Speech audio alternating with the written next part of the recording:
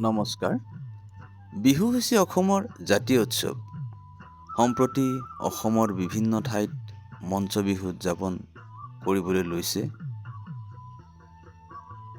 এই সময়ছোৱাত অসমৰ বিভিন্ন ঠাইত বিহুৱা বিহুৱতী ছাত্ৰ-ছাত্ৰীসকলৰ মাজত বিহু সম্পৰ্কীয় বিভিন্ন প্ৰকাৰৰ কুইজ বা প্ৰশ্নোত্তৰ শিতানত সোধা কেইটামান প্ৰশ্ন যুগুতাই আগবঢ়াই দিয়া হৈছে। আশা কৰোঁ সকলো উপকৃত হ'ব আৰু শেষলৈকে ভিডিঅ'টো চাব। বিহু সম্পৰ্কীয় প্ৰশ্নোত্তৰ প্ৰস্তুতকৰ্তা দীপেন বৰা চাহ দয়াং। প্ৰথম প্ৰশ্ন, অসমৰ জাতীয় অৰ্কিড বহাগ বিহুত নাচনীয়ে খোপাত পিন্ধা কপৌ ফুলৰ বৈজ্ঞানিক নামটো কি? উত্তৰটো হ'ল ৰিংকু ষ্টাইলিছ ঋতুজা।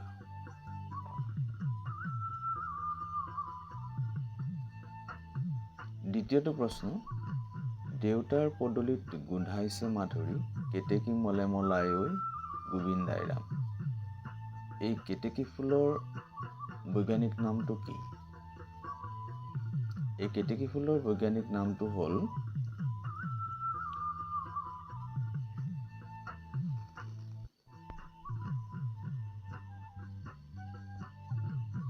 পেণ্ডানাছ অডৰিফাৰ। পেণ্ডানাছ অডৰিফাৰ বুলি কোৱা হয়।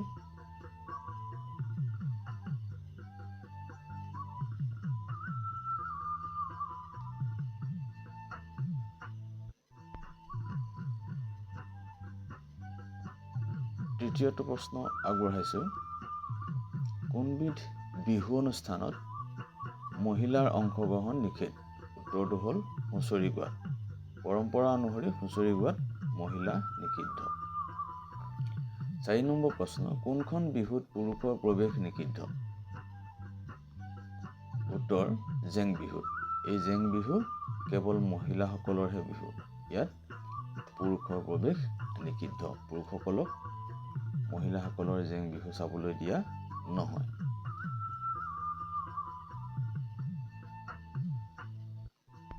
পঞ্চম প্ৰশ্ন, বিহুৰ ঢোলত বিভিন্ন চেও যেনে খৰা চেও, নাচনী চেও, কছাৰী চেও, হুৰালী চেও আদি বজায়। কোনবিধ চেও বিহুত নবজায়? উত্তৰটো হ'ল গোসানী চেও নবজায়।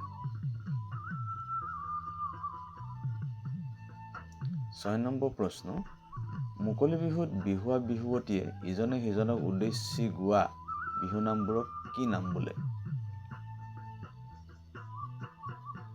ইয়াৰ উত্তৰটো হ'ল জোৰা নাম বা ঠেলা নাম বোলে। জোৰা নাম বুলিও কয়, ঠেলা নাম বুলিও কয়। 7 নম্বৰ প্ৰশ্ন, ঢোলৰ মাৰিডালেৰে বজোৱা ফালটোক কি বোলে? উত্তৰ কোবনি বোলে। 8 নম্বৰ প্ৰশ্ন, ঢোলৰ যাদুকৰ বুলি কাক কোৱা হয়? তো কোনজন ওজাক ঢোলৰ যাদুকৰ বুলি কোৱা হয়? উত্তৰটো হৈছে মঘাই ওজা।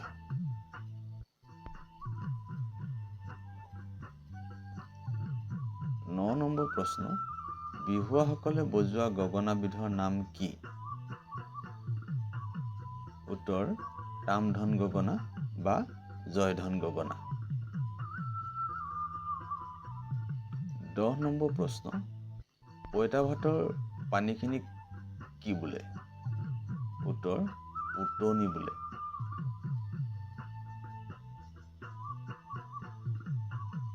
11 নম্বৰ প্ৰশ্ন, কিহৰ শব্দৰ অনুকৰণত ঢোলৰ সৃষ্টি কৰা হৈছিল? উত্তৰ মেঘৰ গাজনি। মেঘৰ গাজনি অনুকৰণ কৰি ঢোলৰ সৃষ্টি কৰা হৈছিল। 12 নম্বৰ প্ৰশ্ন, ঢোলৰ হাতেৰে বজোৱা ফালটোক কি বোলে? ঢোলৰ হাতেৰে বজোৱা ফালটোক তালি বোলে। 13 নম্বৰ প্ৰশ্ন, বিহুত ব্যৱহাৰ হোৱা জাপিটো কোন দেশত জন্ম হৈছিল? ইয়াৰ উত্তৰটো হৈছে বিহুত ব্যৱহাৰ হোৱা জাপিটো চীন দেশত সৃষ্টি হৈছিল। 14 নম্বৰ প্ৰশ্ন, বিহুৰ পঞ্চবাদ্য কি কি? বিহুৰ পঞ্চবাদ্য বুলিলে কোনকেইটা বাদ্যক বুজা যায়? এইকেইটা হৈছে ঢোল, তাল, টকা, পেঁপা আৰু গগনা। ম'হৰ শিঙৰ পেঁপাক মূলতঃ কেইটা ভাগত ভগাব পাৰি? বিহুত বজোৱা যিটো ম'হৰ শিঙৰ পেঁপা তাক দুইটা ভাগত ভাগ কৰা হৈছে, গুটীয়া পেঁপা আৰু জুৰীয়া পেঁপা। গুটীয়া পেঁপাৰ আন এটা নাম কি? এই গুটীয়া পেঁপাটো আন এটা নাম আছে, এই নামটো হৈছে গোৱাল পেঁপা। বিশেষতঃ এই পেঁপাটো গোৱালসকলে বজাইছিল। বিহুৱতীয়ে বজোৱা গগনাবিধৰ নাম কি? বিহুৱতীসকলে গগনা এবিধ বজায়, সেই গগনাবিধৰ নামটো হৈছে লাহৰী গগনা। 18 নম্বৰ প্ৰশ্ন, লাহৰী গগনাৰ আন এটা নাম আছে, এই নামটো কি? উত্তৰ ৰূপহী গগনা।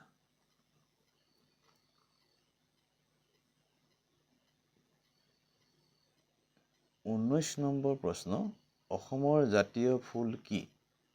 অসমৰ জাতীয় ফুল হৈছে কপৌ ফুল। 20 নম্বৰ প্ৰশ্ন, বিহুৰ বাকৰি কি? বিহু নামত বিহুৰ বাকৰিৰ কথা কোৱা হয়। এই বিহুৰ বাকৰি হৈছে বিহু মাৰিবলৈ বাছি লোৱা চন পৰা ওখ ঠাই। এই 20টা প্ৰশ্ন আপোনালোকলৈ আগবঢ়ালোঁ। ধন্যবাদ। এই চেনেলটো ছাবস্ক্ৰাইব কৰিবলৈ নাপাহৰিব। পুনৰ লগ পাম।